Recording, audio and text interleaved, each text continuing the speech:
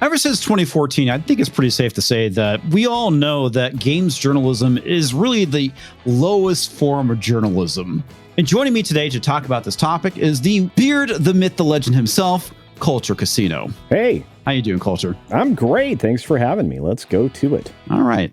Let's go and jump into this article from That Park Place. Kotaku Australia is also shutting down. We had the shutdown in the UK a couple years ago, and apparently nobody gives a shit about Kotaku anymore, Culture. I mean, what are your thoughts on this?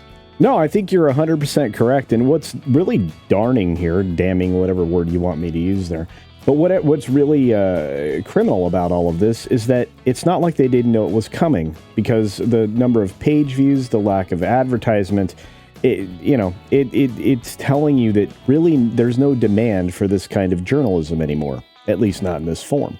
It's interesting because apparently Kotaku Australia only got 1 million, I think they said, impressions per month, whereas the main Kotaku site gets 8, which even 8 seems, I don't know, still kind of low. I mean, I really can't tell you what the average page view is for a popular website, but 8 million still seems, like I said, pretty low. So if you look at Kotaku in terms in Australia of population, you should have a ton more views here. You should have 6 times more page views than what they get in Australia, right? Right, yeah. And obviously not everybody's going to be playing games, but the thing I find so interesting about, I don't know if you have any insight into this. Okay, so Kotaku has, I know they're largely independent in Australia. Are they writing for the main Kotaku website, or are they basically kind of doing their own thing? Are they posting the US Kotaku's articles in Australia? I mean, it seems like they could just go to kotaku.com or whatever the website is and just view the articles there. I mean, how does this work? Well, this particular thing was licensed from from Kotaku by a media group that really was not heavily invested in their own site. Well, that's going to change as of today, because I think it's not just Kotaku that they're getting rid of, and I think John writes about it in this article. They're getting basically anything that's owned by Geo Media. They're letting them go. In fact, right here in this first paragraph that you've got here.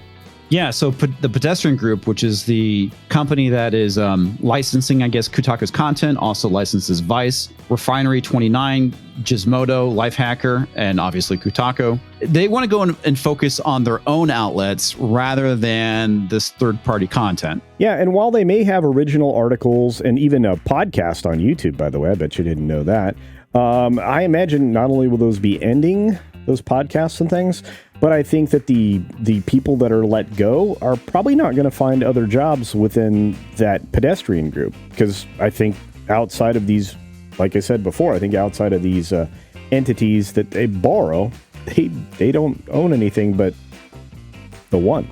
Given the factors, we made a tough decision to focus on our wholly owned pedestrian brands, where we control the strategy, the content, the product, the sales, and the outcome. So the entire business is basically what he's saying. Yeah. So this means we will transition out of the current brand licensees, which will reposition our business for the future. That's pretty pertinent. Yeah, to me, it sounds like that the Kotaku content or the Geo Media Group content essentially is not making them any money. Yeah. Now, over on the Twitter side, we have Alysa McCunty. At least that's how I think you pronounce her name. I really don't care. She's completely melting down over Kotaku Australia closing down. Now, what we've been seeing playing out over the last few years is the access media and legacy media butting heads with YouTubers, thinking that they are invading their space, stealing their ad revenue, and in reality, this is a complete loss of prominence when it comes to the access media. And boy, are they pissed. So Alysa has this to say: you have no idea what journalism is. And again, this is what she's projecting, what we're saying, and this is 100% accurate. They are not journalists, they're activists. Your websites look like they're from 2001. They're riddled with typos. That's also correct, and that's because these websites don't have editors that will go and make sure that these articles are ready to be published. Any kind of fine polishing is basically just kind of thrown out the window and is an afterthought. You use yourselves as sources for stories. And Alysa, what she's doing here is laying out all the actual reasons why the access media is currently failing. Now, here's where she starts going after the YouTubers. You have an internet connection and a webcam, and you think you have something worthy to say. You don't. It's kind of funny. I would say that the YouTube algorithm says otherwise. Just go and look at the numbers for prominent YouTubers, Alysa. You are dead wrong. We could set my Nana up with a Razer Kiyo in her care home, and she could make more coherent shit. I find that funny because I could say that about your articles, Alysa. They don't like the fact that anybody with webcam can go and put themselves out there and give their opinion on a topic. They are afraid of that. Yeah, that's wild. And again, this is all in defense of this entity, this Kotaku Australia. Yes. Wow. And who's she swinging at specifically? I think she is swinging specifically at YouTubers. Yeah, she's not getting along with a lot of people lately, like Smash JT and other people. She didn't get along with Master either, but this is fascinating. It really is. It's a shame that private equity and Google have gutted legacy media sites, and the stupidest, cruelest people in the world are rushing to fill the gaps. Which is funny, because I would say that Alysa herself is stupid and cruel as well. It's funny. It's like she's looking into a mirror when she's saying these words. Yeah, I think both of these, responses are actually, either a lot of self-awareness or just a complete lack of it. It's one or the other for this. But, in her content is always very, divisive for the most part. And she really doesn't have people, she's not endearing. Let's say it that way. She's not endearing to the general public or gamers or anybody else, and she's always on board with whatever the messaging is. And I think she doesn't understand what the real meaning is behind Get Woke, Go Broke, because she's contributing to the destruction of her own company. Oh, yeah. She's also contributing to the destruction of journalism as a whole. Well, no arguments there, considering she does, fail to present basic facts on a lot of her stories, which is, again, why you have outlets that have emerged to replace her. You have That Park Place, Bounding into Comics, Fandom Pulse, many of these other places that do great work based on the same basic information, just happen to do research and present facts. That's all anybody's asking for when they visit a website, right? Yeah, pretty much. But I thought Alyssa was supposed to be working on game guides. Yeah, I don't think she's doing a good job. Most of what she's been doing, if you've actually covered it, has been a bunch of opinion pieces of late, I think. I mean, for the most part. The funny thing about it is that Alyssa doesn't understand the difference between commentary and journalism. I mean, a lot of what we do in this space is we provide commentary. We're not journalists. And the funny thing about it, it's really, I'm not going to say any different than what Alyssa does. She mainly provides hit jobs or opinion pieces more so than anything else. Yeah, I mean, she's the bully of the outlet. Every outlet now has a bully. She's the bully for Kotaku. And you've got one in every outlet until they fold, like Deadspin, or like what was another one that they had to sell? They had to sell. They sold a lot. They've sold off Lifehacker. They've sold off Jezebel. The Onion. Yeah, Jezebel. Yeah, that got actually that shut. Jezebel actually shut down and then got sold. Same thing with Deadspin. So, in fact, Deadspin got bought by a European company. But and we talk about this is not the first time we've seen it. I mean, they've sold off AV Club. I mean, there's not much left of Go Media. Gizmodo's gone. What else?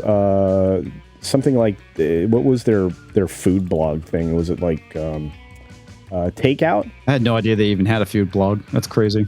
Yeah. So the Onion got sold. I don't think there's much left. I mean, Jalopnik, I think they still have. I think they still have The Root, which is another trash website. Yeah, well, that one's going to fold soon too. And then the Inventory, which I didn't even know was still alive, but they have very little left. I can't think of something else that they owned. So at this point, we've seen the UK close down, Australia. How soon is it going to be, in your opinion, for the main Kotaku website to finally shutter and get sold off? Well, see, there's very delicate numbers here because everybody relies on advertisements, right? And they require that number of page views that we were just talking about. If they get, 8 to 9 million page views, how much does that equal in traffic? I don't think that equals enough sales to actually employ these people based out of New York. I don't know that they're going to be keeping that space much longer. There's a lot of ways that they could last longer, but I think it's only going to be about a year before Kotaku is gone. They have not made friends in the industry. They've actually attacked the industry. If you aren't playing ball with the message, they're attacking them. I think, honestly, I think they might survive a year unless there's all of a sudden an influx of private equity money like BuzzFeed, because Vivek Ramaswamy came in and bought a giant chunk of BuzzFeed. Right. And if they do get bought, essentially what's going to happen is that they're going to get renovated, and probably people like Alysa are just going to get fired at this point because of how divisive she is. Again, speaking of Deadspin, they were given the same directive to calm down, change your ways, and then what did they end up doing? About less than a year later, they got rid of everybody and shut it down and sold off the brand to a European company, as I mentioned before. So when you look at those things, comics, I just don't see how much longer they can last. I don't think they're making money in revenue. You're supposed to, I think the average number of page views when you show up, when somebody shows up to look at a website, you're supposed to view 7 pages, with an average article being around 3 minutes, and most people only reading the paragraph, the first or second paragraph after the headline. You're only getting maybe a minute out of each one of those. So if you have the average visit to your website, which again, it's been a couple months since I've looked this up for Kotaku, but I think they only average somewhere between 3 and 4 minutes of people spending time on their site. No, it's not sustainable. I guess the downside to all this, if Kotaku does go and shutter, it means that Alysa will be hoeing on a webcam, which quite frankly nobody wants to see or should see. It's she's not a very attractive individual.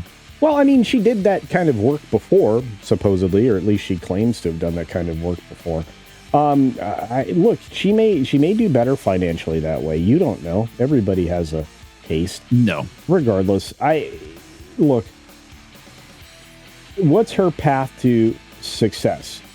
Well, I don't think it's game journey. Well, folks, these are our thoughts. What are yours? Go and leave a comment and let me know what your thoughts are. Go and hit that big old thumbs up button if you enjoyed this video. Subscribe if you're new to the channel, and we'll catch you next time, folks.